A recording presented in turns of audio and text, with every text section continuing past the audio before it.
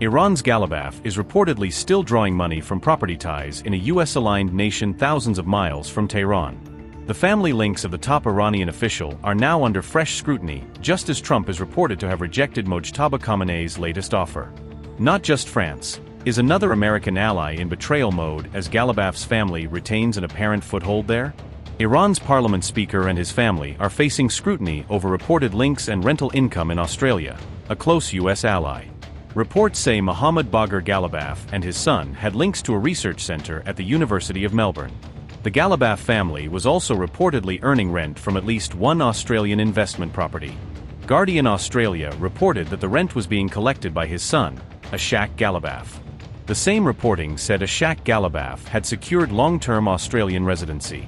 This is despite reports that Canada twice rejected Eshagh Ghalibaf's visa applications over concerns tied to the Iranian regime. Ghalibaf, a former IRGC commander, has never been sanctioned by Australia, unlike in Canada. The revelation is raising fresh questions about how Australia handles sanctions involving current and former IRGC-linked figures and their families.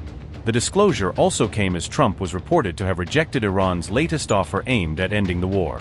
Meanwhile, another US ally appears to be charting its own course after Iran's latest warning, adding to the wider sense of diplomatic drift around Washington's Iran strategy.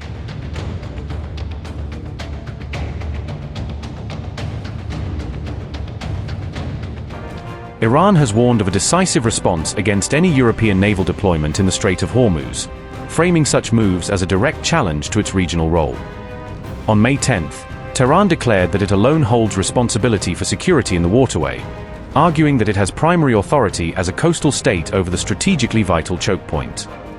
Iranian Deputy Foreign Minister Kazem Gharibabadi warned that any foreign naval presence in the Strait of Hormuz would trigger an immediate response, signaling that European deployments would be treated as a hostile act. Kazem Gharibabadi said, and I quote, "Whether in times of war or peace, only the Islamic Republic of Iran can establish security in this strait and will not allow any country to interfere in such matters. Any deployment and stationing of extra-regional destroyers around the Strait of Hormuz, under the pretext of protecting shipping, is nothing but an escalation of the crisis, the militarization of a vital waterway, and an attempt to cover up the true root of insecurity in the region. The Strait of Hormuz is not the common property of extra-regional powers. It is a sensitive waterway adjacent to coastal states. The exercise of Iran's sovereignty over this strait and the establishment of its legal frameworks fall within Iran's rights as a coastal state." Unquote. The warning came after reports that France and the United Kingdom were preparing naval deployments around the Strait of Hormuz, including positioning assets closer to the Gulf and the southern Red Sea. Gharibabadi claimed that France was set to deploy the aircraft carrier Charles de Gaulle toward the Red Sea and the Gulf of Aden, describing it as part of a broader Western attempt to project power into the region. As per Tehran, the real source of insecurity in the Gulf is the use of force and threats against coastal states, rather than the absence of European naval units. Tehran insisted that enforcing its own regulations and exercising sovereignty in the Strait of Hormuz is within its legal rights under international maritime law, rejecting foreign-led security missions in the area.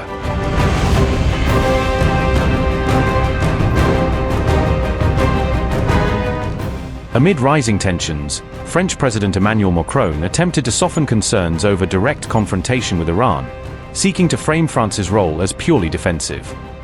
Macron said France never considered a direct military deployment into the Strait of Hormuz itself, arguing that European forces would operate in adjacent waters rather than alongside US warships inside the choke point. However, Macron added that Paris remained prepared to adjust its posture if conditions in the waterways change, keeping the possibility of a more robust naval presence on the table.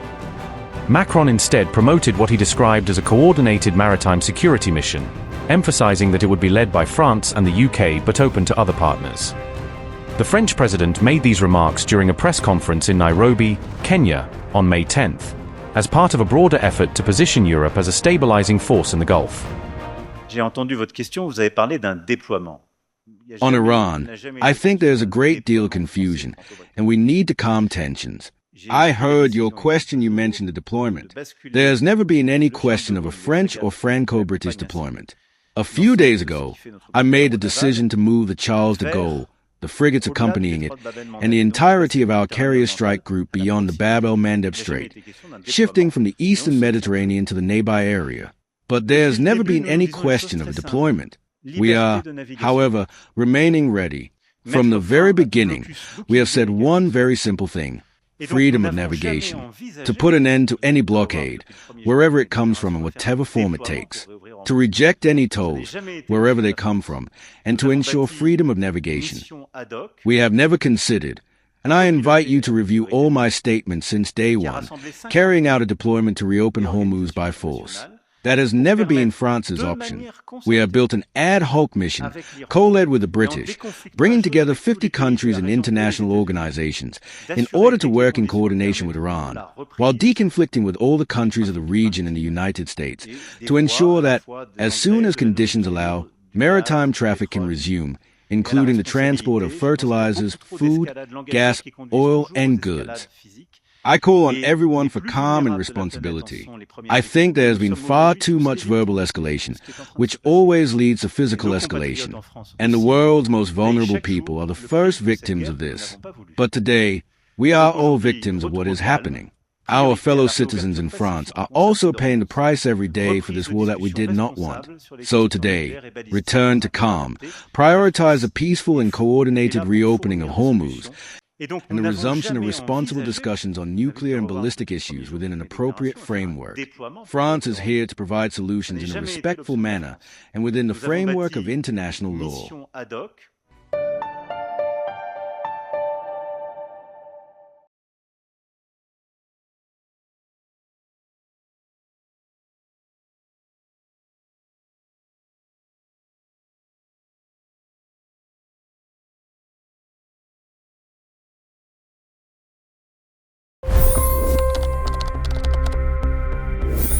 $25 crore गरीब गरीबी को परास्त करके बाहर निकले।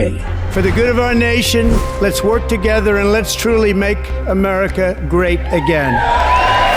The fastest news breaks. Requested PM saying that look, you will have to speak to Putin and to Zelensky.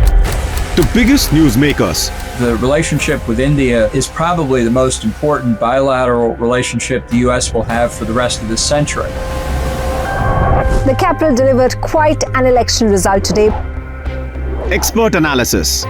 The million-dollar question today is how to stop this dance of death. Ground reports. I'm standing at the crossroad of the Kumbh Mela. Behind me are more than 100 entry ghats. Long-form interviews. Exclusionary politics is reflected in Manipur case as well. You don't bother because this is a small state.